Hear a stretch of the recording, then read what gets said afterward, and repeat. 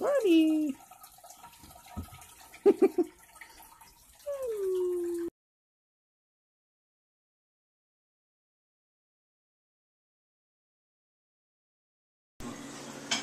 Okay, everybody introduce themselves. My name is Jake Myers from Indianapolis, Indiana. This is our home. I'm Steve. This is my house. Okay. In Madison, Wisconsin. Yeah.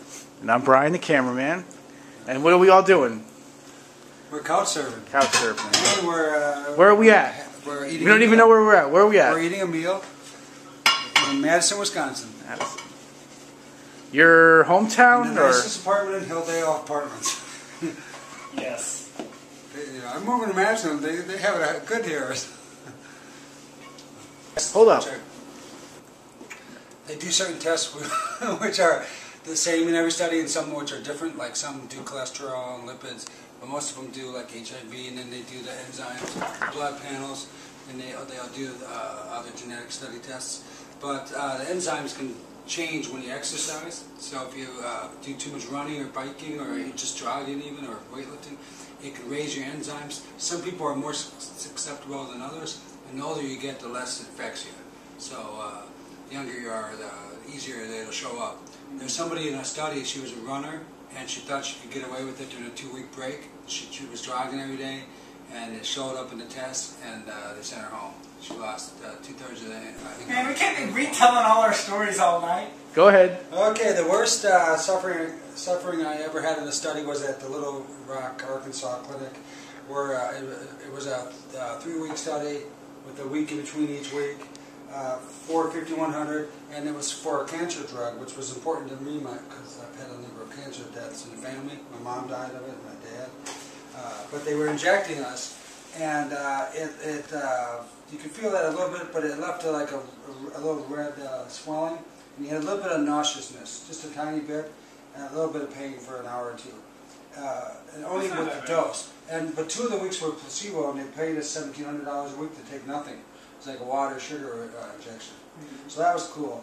Now, but I didn't suffer as much as the people smoking, because if they lied, some people lied to get in there. They didn't test them on the nicotine until the second group, and they weren't allowed to smoke.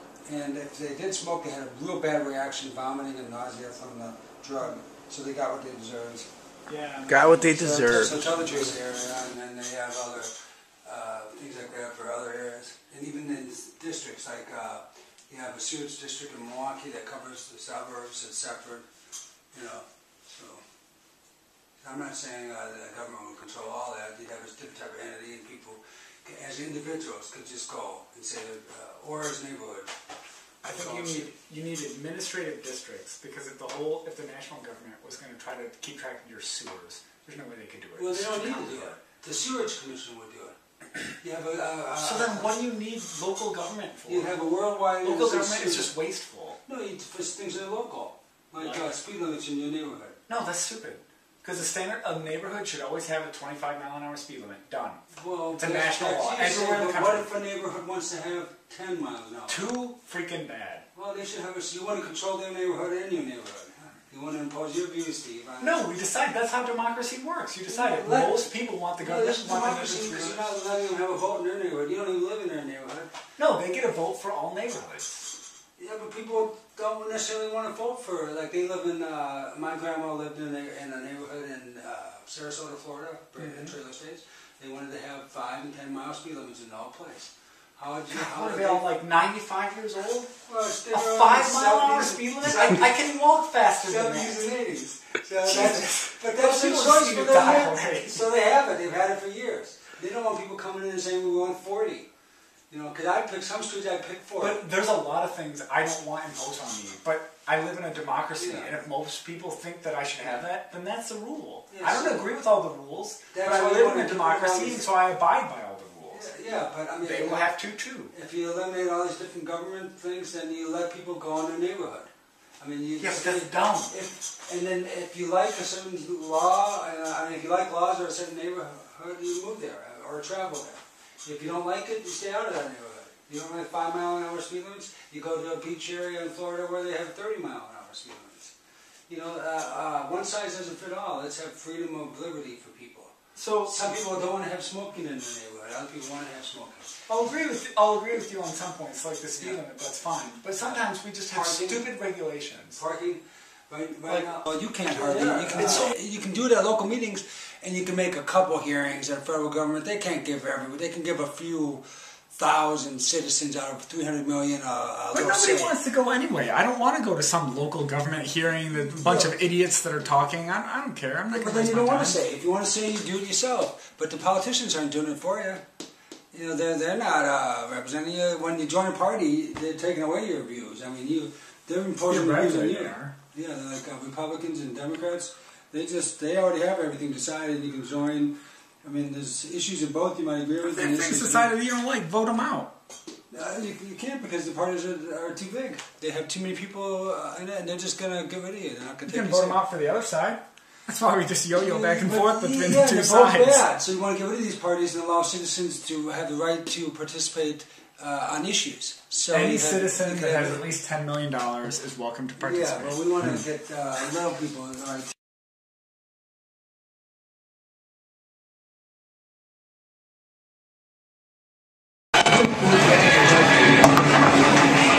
Hey, do you want to introduce yourself? Hey, I'm Jason. Like couch host? We're here couch host. Yeah, I'm Jason from Madison, Wisconsin, couch host, and here we are going bowling. Woo! Right on.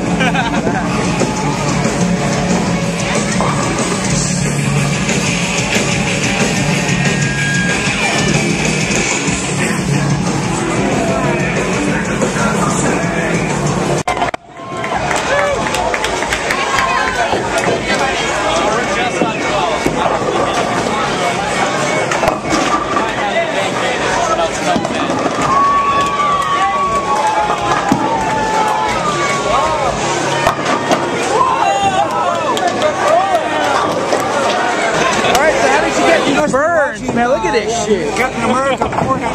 How'd you get these burns, bro? I put out the fire in my house, which I lit, so, you know, it's kind of my responsibility. Yeah, a little bit. Sleeping in a chair, were you? No. Right after we left, this big guy at their house, he smoked pot and cigarettes, drinks beer. But that's right, yeah, we got a guy. Asleep. Yeah. He falls asleep while he's sleeping right in front of you. Oh, no. And he got up, he dropped down and put a little hole in the road, nothing big. And then he fell over on the coffee table and broke it. Oh, my gosh. Yep, he broke the coffee table.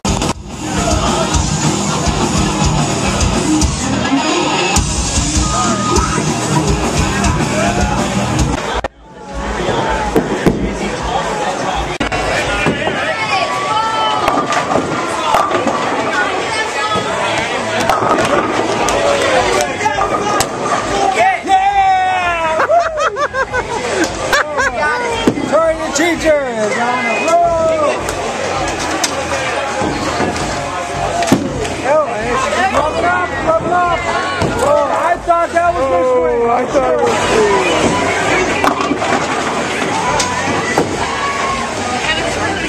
Let's go do that again now. Watch the sob story. Yeah, hold it up. Right? I think you got the video going on. No, but just explain what it is, though. Explain. This is a sticker to post up wherever you'd like. Just put it on anything. Okay. Stick it somewhere. Does it have any meaning? Is it? It's a dream catcher. Dream catcher. All right. With the all-seeing eye. Yeah. What does SOB stand for? All-seeing. What does SOB stand for? Shortness of breath. Shortness of breath.